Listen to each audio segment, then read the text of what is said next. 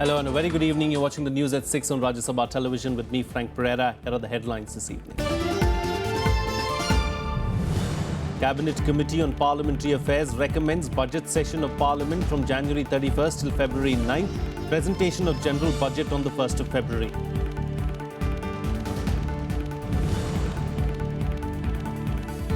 RBI turns to rural areas to ease demonetisation pain, asks banks to earmark 40% of currency notes for them.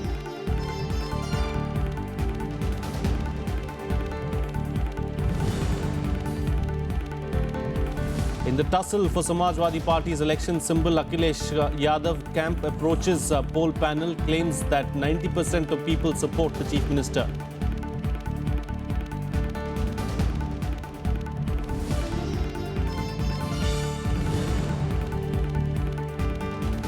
And Syrian rebel groups suspend participation in preparations for peace talks planned by Russia and Turkey. Many groups signed statements citing several ceasefire violations by the regime.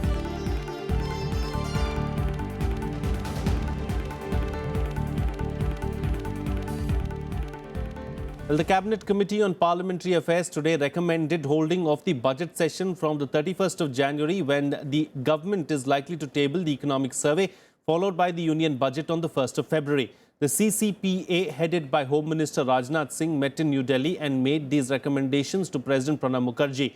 Parliamentary Affairs Minister Anant Kumar and Law Minister Ravi Shankar Prasad also attended the meeting. In a first, the government has decided to present the budget on February 1st instead of the last day of the month, as part of an overhaul that would also scrap the practice of a separate railway budget. The first part of the budget session will run till February 9th.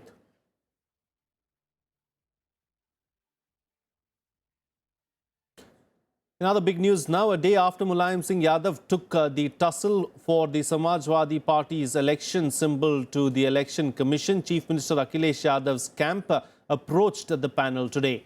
Leaders loyal to Akhilesh, Ram Gopal Yadav, Naresh Agarwal and Kiran Moy Nanda told the commission that the party was actually headed by him now and not its founder Mulayam Singh.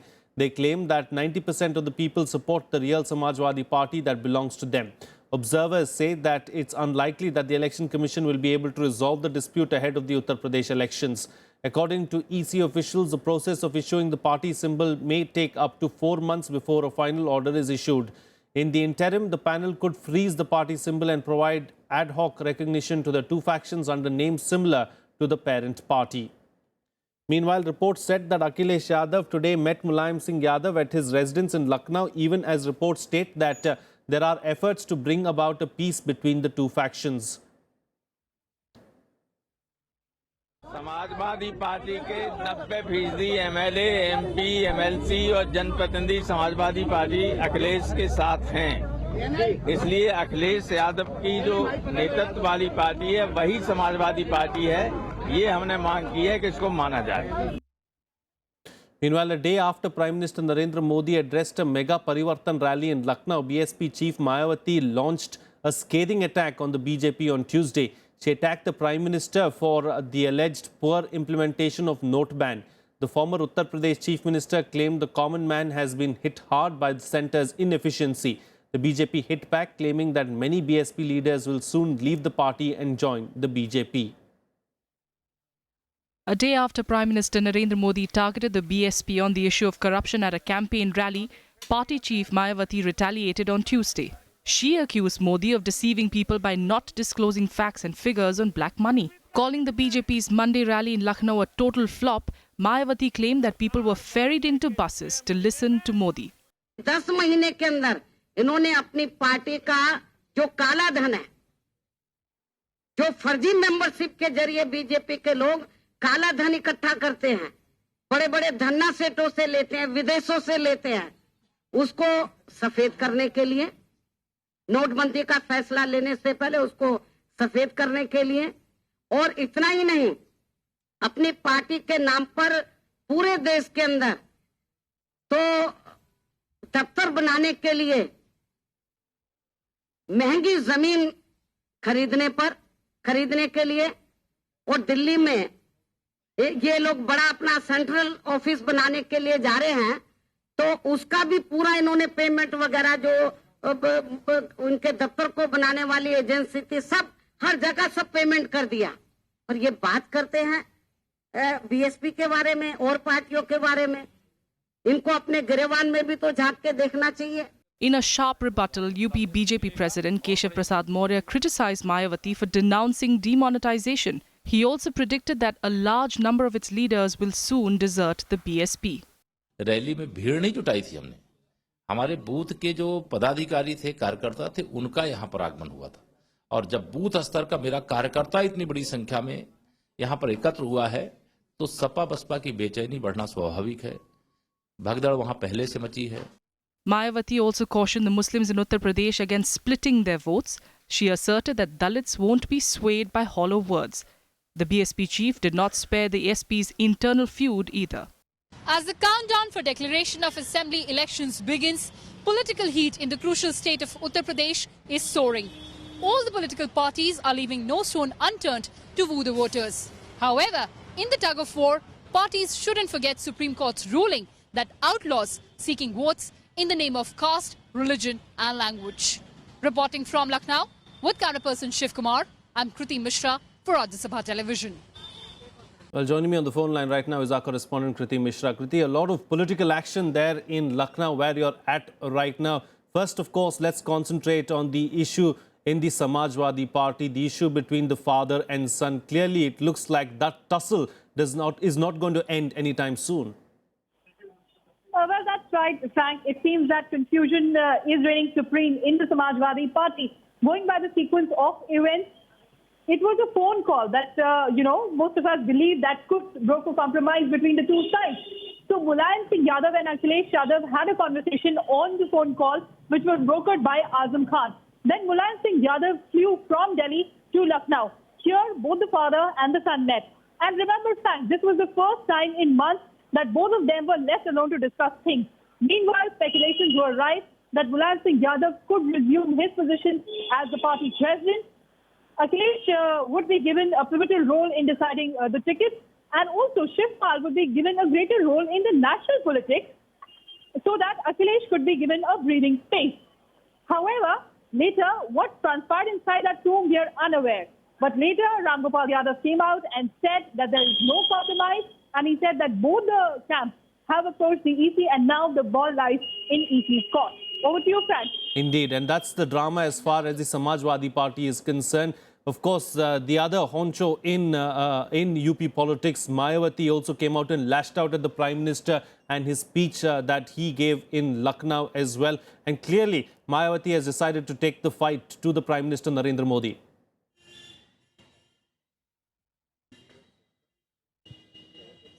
Kriti, if you can hear me, of course, even Mayavati, they're taking the attack to Narendra Modi today. The Prime Minister, of course, was not left behind with Mayavati criticizing him for his speech in Lucknow and saying that the entire speech and the crowd that had gathered there for his speech was fabricated, and it was done to ensure that by bringing in people by the busloads. And so clearly the attack has begun as far as Mayavati is concerned. She's taken the attack to the Prime Minister.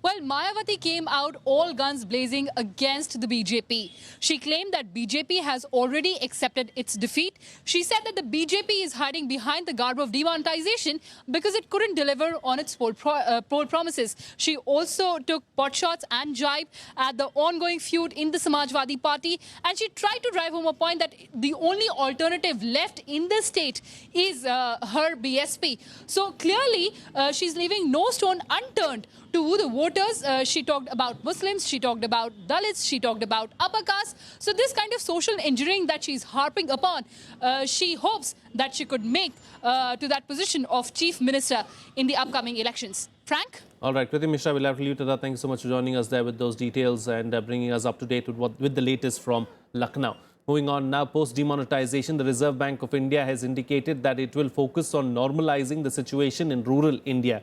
The central bank issued an order stating that sending currency notes to these areas needs to be speeded up and that the quantum of notes must also be raised. It says banks must supply at least 40% of currency to rural areas. An RBI statement said that since rural requirements could vary from district to district depending on variations in the rural and urban mix of each district, a certain percentage of allocation has been assigned to each district depending on the rural and urban mix.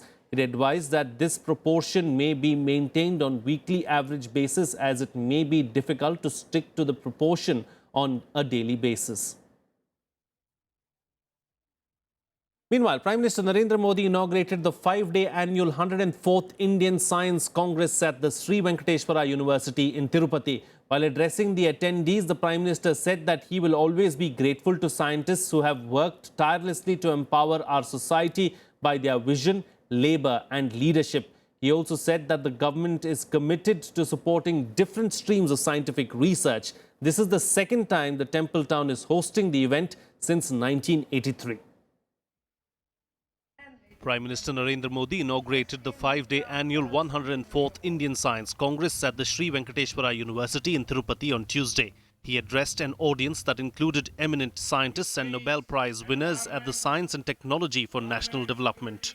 Modi urged scientists to keep an eye on the rise of disruptive technologies, even as he underscored his government's commitment towards various streams of scientific research. Tomorrow's experts will come from investments we make today in our people and infrastructure. My government is committed to supporting different streams of scientific knowledge, ranging from fundamental science to applied science, with emphasis on innovation. We equally need to keep an eye on the rise of disruptive technologies and be prepared to leverage them for growth. We need to clearly assess the challenges and opportunities for our technology readiness and competitiveness. Praising Indian scientists and their outreach, Modi claimed that by 2030, India will be among the top 3 countries in science and technology. That our scientists will further meet the challenges of enhanced quality of basic research, its technology translation, and its connect with society. By 2030, India will be among the top 3 countries in science and technology and will be among the most attractive destinations for the best talent in the world. The wheels we set in motion today will achieve this goal. Modi said building a strong science and technology infrastructure that is accessible to academia, startups, industry and research and development labs is a priority of the government. We can trust it be a huge opportunity by research, training and skilling in robotics, artificial intelligence, digital manufacturing, big data analysis, deep learning, quantum communication and Internet of Things. There is a need to develop and exploit these technologies in services and manufacturing sectors. We need to develop an inter-ministerial national mission in the cyber physical systems to secure our future by creation of basic R&D infrastructure, manpower and skills. Science and technology for national development is the focal theme of the Science Congress this year. Eminent scientists, including 6 Nobel laureates from different countries and about 14,000 scientists and scholars, are taking part in the Congress. The Prime Minister also felicitated Nobel laureates with gold medals on the occasion. Bureau Report, Rajya Sabha Television. Well, the CBI on Tuesday arrested Trinamul Congress MP Sudip Padiya in connection with the Rose Valley chit fund scam after he arrived for questioning in Kolkata office. Padiya called the arrest political vendetta by the NDA-ruled central government. This the second arrest of a TMC MP, with Trinamul MP Tapas Pal already in police custody in connection with the scam. The arrests evoked strong reactions from Chief Minister Mamata Banerjee, who called an emergency meeting of her party. She said that the central government can do anything, but their protest won't be silenced. Mamata also announced that Trinamul Congress will launch dharnas from Wednesday to protest against the arrests. She also alleges to take the legal battle forward and will seek justice from the court. Muslim will fight out the battle like anything. ওরা এভাবে যদি মনে করে যে arrest করে প্রতিহিংসা করে আমরা কেউ প্রতিবাদ করব না, ভুল করবে। আমি মোদিকে ডাইরেক্ট চ্যালেঞ্জ করছি, you cannot do anything because Trinamool Congress is right, you are wrong. You cannot suppress the voice of the people. You cannot bulldoze the people voice. তোমাকে রেস্ট্রিকশন উইথড্র করতে হবে। নোটবন্দি নিয়ে কত কোটি টাকার খেলা হয়েছে এটা দেশের মানুষ জানতে চায়। Meanwhile, the GST Council, headed by Finance Minister Arun Jaitley, is meeting in the capital today. The council will be meeting for 2 days and try to break the deadlock on the interstate GST law. The meeting is being attended by representatives of 6 crucial sectors, including IT, telecom, banking and insurance, to assess the implementation hurdles under the new GST regime. The biggest hurdle in the GST rollout is the issue of dual control, which deals with which taxpayers should be controlled by the centre and who should be governed by the states following a single tax system. The GST Council has had 7 meetings so far and has cleared as many as 20 chapters of the model GST law. It last met on the 23rd of December last year. A Pakistani militant linked to Lashkar-e-Toiba was gunned down in an encounter with security forces in Baramulla district of Jammu and Kashmir. A gun battle broke out after security forces laid an ambush in Haritar Tarzu area after a tip-off about suspicious movement of militants. The militant's body was found next to a sewer from where he was firing. An AK-47 rifle and some ammunition were also recovered from him. The encounter comes less than a week after militants escaped after injuring 2 soldiers in Bandipora district. Well, it's time for a short break now, but news and updates will continue on the other side. Stay tuned. We'll be right back.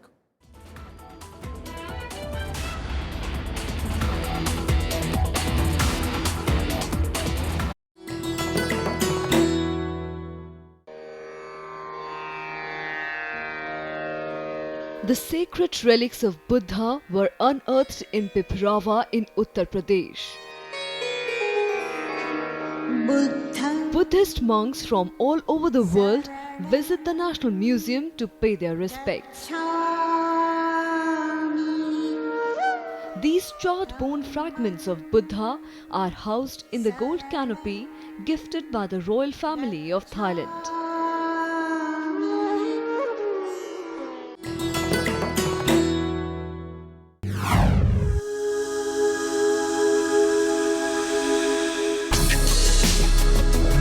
Tales that inspire. Stories of social change. A salute to diversity. Promoting public discourse. Events that motivate. Inspiring the innovative spirit. Watch Rajya Sabha television documentaries.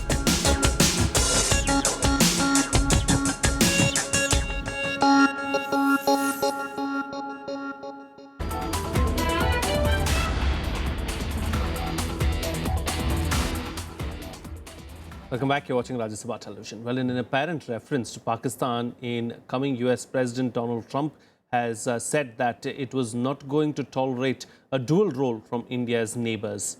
Trump's transition team official Shalabh Kumar said both Washington and New Delhi will share good defense cooperation in the fight against terrorism. Kumar also said that the prime objective during the first year of Trump's presidency will be to increase trade between the two countries. Trump had pledged that the United States and India will be the best friends and that he would boost intelligence sharing with India in the battle against Islamic militants.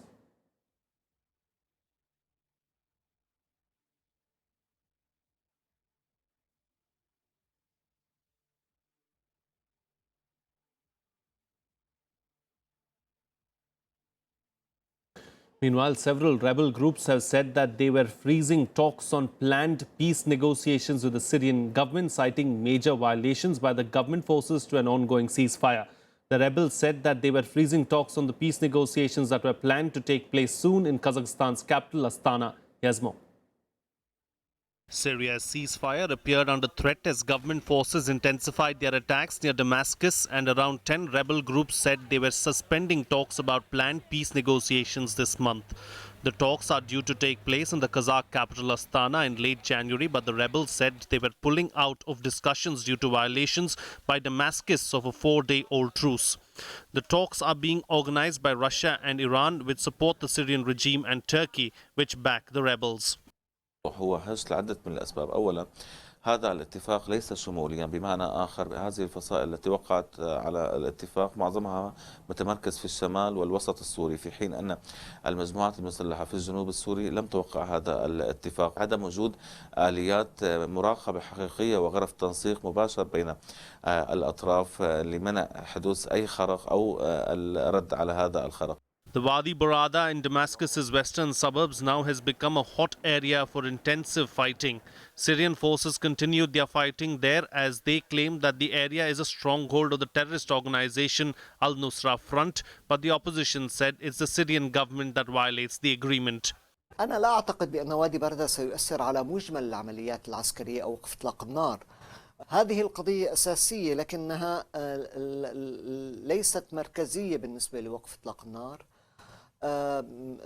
بالعكس يعني هي نموذج ربما لطريقة التعامل مع النصرة في مناطق أخرى.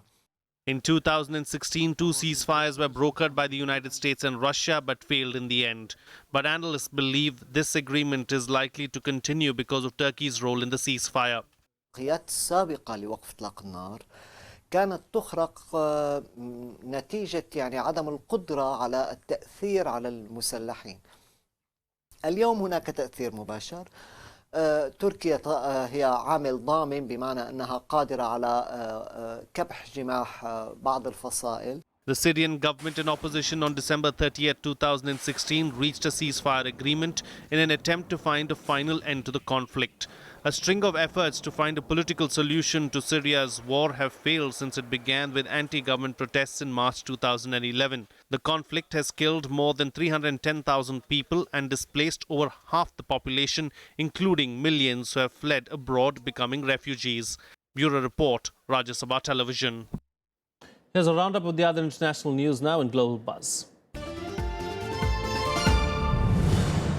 Yes, President-elect Donald Trump dismissed North Korea's claim to be developing missiles capable of reaching the United States. Trump said on Twitter, it won't happen. North Korean leader Kim Jong-un had on Sunday said that his nuclear-capable country was close to test launching an intercontinental ballistic missile, raising the prospect of putting parts of the United States in range. 56 people have been killed in a bloody prison riot in the Brazilian city of Manaus. The riot erupted on Sunday afternoon between rival drug gangs and lasted for 17 hours. The rioters took over 70 prisoners and 12 guards as hostages. Police have now launched a massive manhunt, even though authorities are still unclear about how many prisoners have escaped.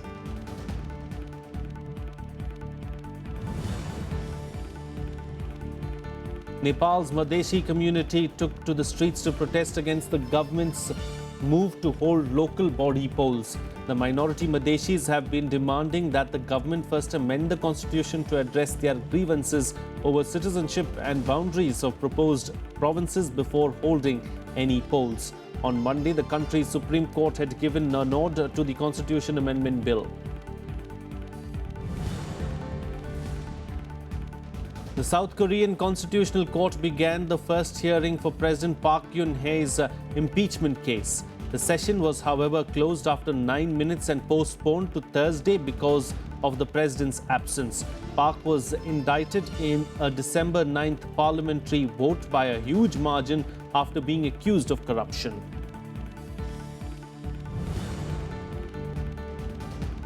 Hundreds of people were evacuated after forest fires set homes ablaze in the port city of Valparaiso in Chile. Dozens of fire brigades were deployed to fight the blaze and rescue operations. An investigation has been ordered to determine the cause of the fire. A drought in central Chile had caused a record number of forest fires in the area last year. And finally, some sports updates from the world of sports in Sportsbeat. The Supreme Court today replaced noted jurist Fali Nariman with senior lawyer Anil Diwan after Nariman expressed inability to assist the court in suggesting names for BCCI administrators. The bench has now asked Diwan to work with senior advocate Gopal Subramanian to suggest names of administrators for the BCCI within 2 weeks. The Apex Court on Monday had sacked BCCI President Anurag Thakur and Secretary Ajay Shirke for not implementing the Lodha panel reforms.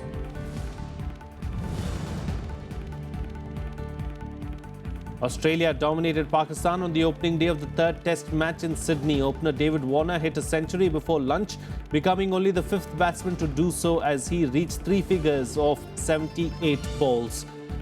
Matt Renshaw also scored a century, ending unbeaten on 167 to help Australia reach 365 for 3 on day one.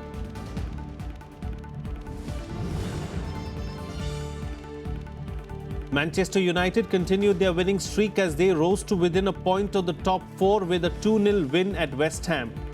Juan Mata and Zlatan Ibrahimovic scored goals in the second half, giving United their sixth straight win. Meanwhile, Sunderland held second-place Liverpool to a 2-2 draw, preventing the Reds from trimming the lead of league leaders Chelsea.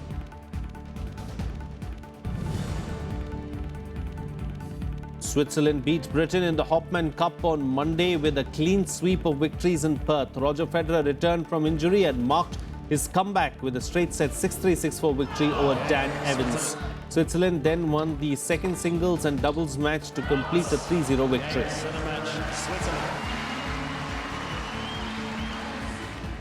Well, that's it on this newscast. Have a good evening.